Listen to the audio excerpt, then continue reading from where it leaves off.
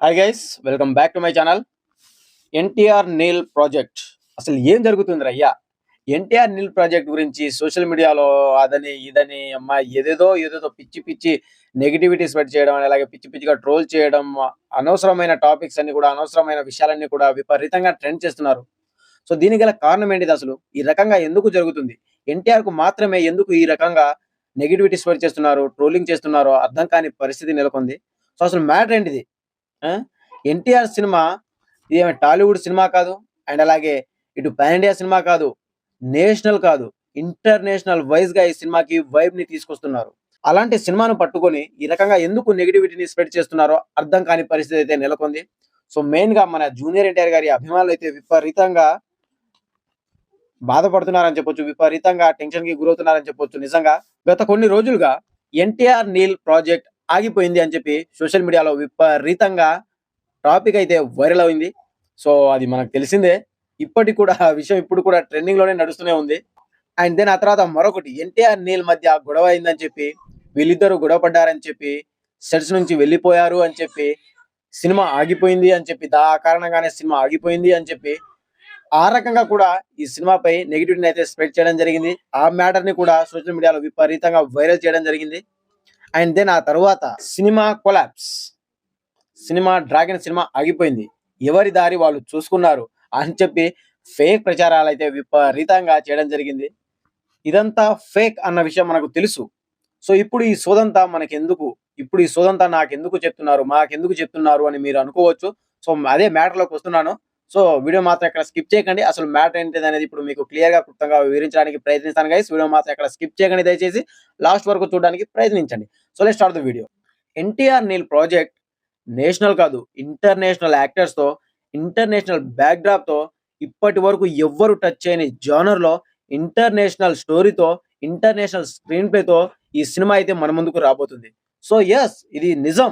మీరు ఏమనుకున్నా సరే, ఎక్కువగా లేపుతున్నారు అని అనుకున్నా సరే, ఇది మాత్రం ఫ్యాక్ట్.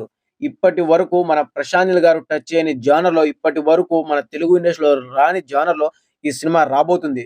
మన జూనియర్ ఎన్టీఆర్ గారిని చూస్తేనే మీకు ఆ ఆలోచన వచ్చుండాలి ఈ పాటికి.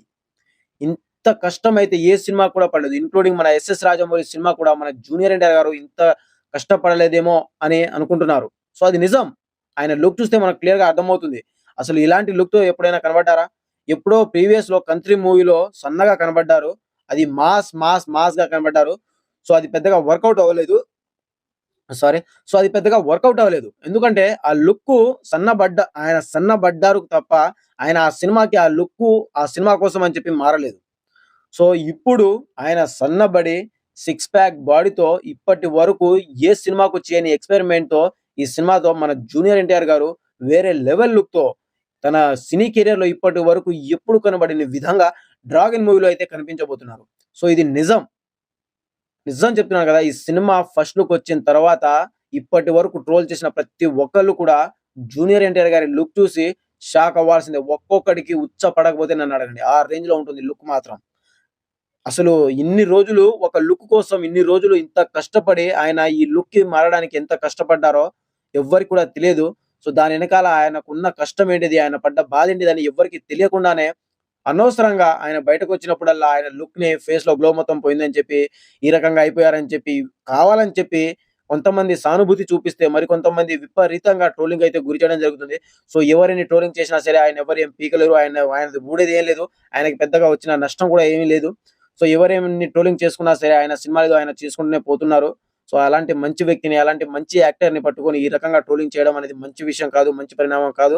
సో చేసేవాళ్ళు చేస్తూనే ఉంటారు. నెగటివిటీ, ట్రోలింగ్ చేసేవాళ్ళు చేస్తూనే ఉంటారు. వాళ్ళ గురించి పక్కన పెడితే ఇక మనం మ్యాటర్‌లోకొస్తే జూనియర్ ఎన్టీఆర్ గారి లుక్ ఇంకా ఫైనల్ కాలేదు. ఇప్పటి వరకు జూనియర్ ఎన్టీఆర్ గారు లేని పోర్షన్‌ని అయితే షూట్ చేయడం జరిగింది మన ప్రశాంత్ నీల్ గారు.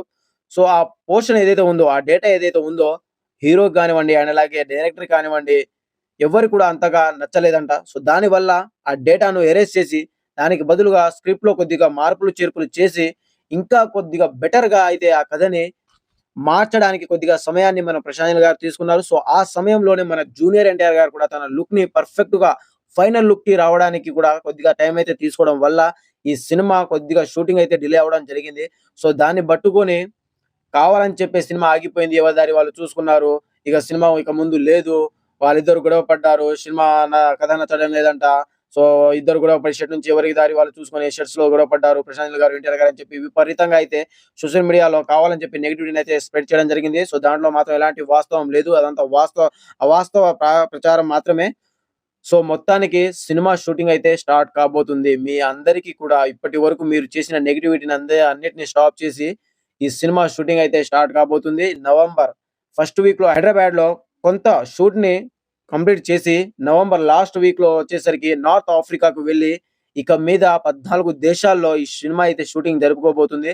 సో, ఇప్పటి వరకు ఏ సినిమా కూడా ఈ రేంజ్‌లో ఇన్ని దేశాలు తిరిగి షూటింగ్ అయితే జరుపుకోలేదు. అది కూడా ఒక రికార్డ్ అనే చెప్పొచ్చు. ఏదైనా ఏ రికార్డ్ అయినా సరే జూనియర్ ఎన్టీఆర్ గారితోనే మొదలవుతుంది. సో, అలాగే ఇప్పుడు ఈ రికార్డ్ కూడా ఆయన ఖాతాలోకి వెళ్ళిపోయిందని చెప్పొచ్చు. అయితే మన జూనియర్ ఎన్టీఆర్ గారిని ఇలాంటి లుక్‌లో అయితే మీరైతే ఖచ్చితంగా ఇప్పటి వరకు చూసుండరబ్బా! ఆ రేంజ్‌లో అయితే ఉంటారు ఖచ్చితంగా. సో, దాంట్లో మాత్రం ఎలాంటి డౌట్ లేదు. మన ప్రశాంత్ నీల్ గారి గురించి ప్రత్యేకించి చెప్పాల్సిన అవసరం లేదు. ఆయన స్క్రీన్ ప్లే కానివ్వండి, ఆయన డైరెక్షన్ కానివ్వండి, ఆయన కథ కానివ్వండి, ఒక హీరోని ఆయన చూపించే విధానం కానివ్వండి, దాంట్లో మాత్రం ఎలాంటి మార్పు లేదు. ఈసారి డోస్ ఇంకా కొద్దిగా పెంచుతారే తప్ప తగ్గించరు. సో, ఇగ చూడాలి.